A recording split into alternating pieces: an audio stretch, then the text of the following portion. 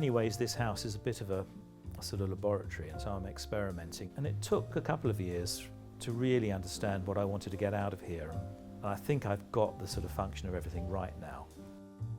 I find it very difficult to sort of understand if there is something such as a Philip Hooper room, but other people tell me that they can recognise it. It is about practicality, and it is about making people comfortable, and so I will always make seating groups, I will always make sure the lighting's right. It's also about symmetry as well. There's an awful lot of symmetry goes into how I think, which may be the architect in me again as well. With my first job, I ended up sitting at a desk next to David Chipperfield, and I'm sure the way in which he worked and by osmosis must have migrated onto me.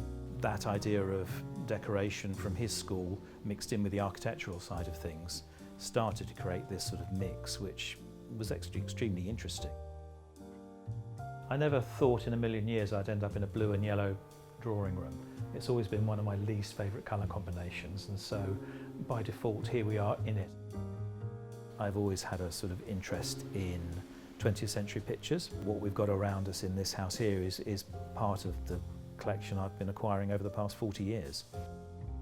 In this particular situation, I needed to have a piece of furniture to sit inside this niche, and it was also an opportunity to introduce this sort of grey-blue colour, which I thought was rather good. It picks up on the blue in the curtains at the window.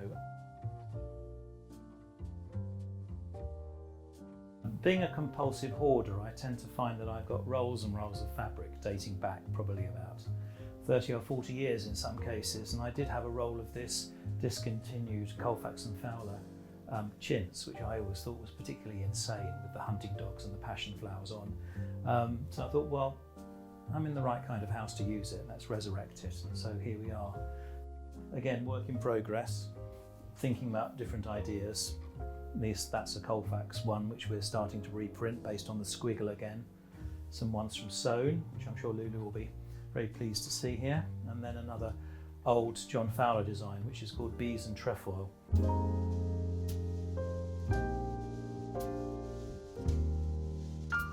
My love of eBay shows itself with these curtains, which are actually an old Jean Monroe print, which I found when I was trawling through the auction site and thought, well, those are big and they'll fit and they're a good colour, let's buy those. And so again, repurposing, you find things like that very cheaply, and it's a great way to furnish a big house.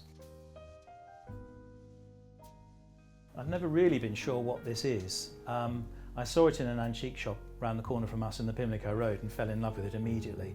It almost has the feeling of a cartoon that was produced prior to making a tapestry, but as a piece for impact and scale, you can't beat it in here. And I love the sort of knocked back colours. Just there's quite a bit of Fortuny, and if you recognise it, it'll jump out. And you'll be fascinated to know that this is yet another eBay find. A huge pair of gold Fortuny curtains and a bedspread.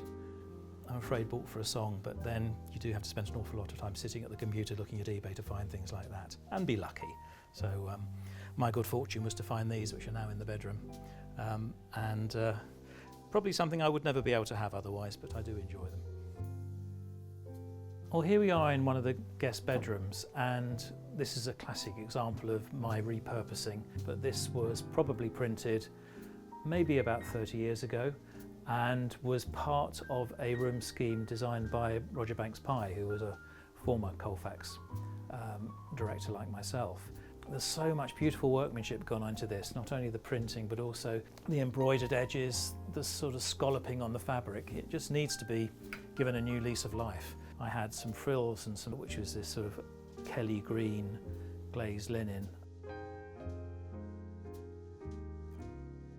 I always say that I think the best designers are the ones that have the ability to self-edit. I think you've got to be strong enough to look at what you've done, and if it's not right, rip it up and start again. Self-edit, self-edit, self-edit. Never be satisfied with what you've done. You've got to push yourself further and further.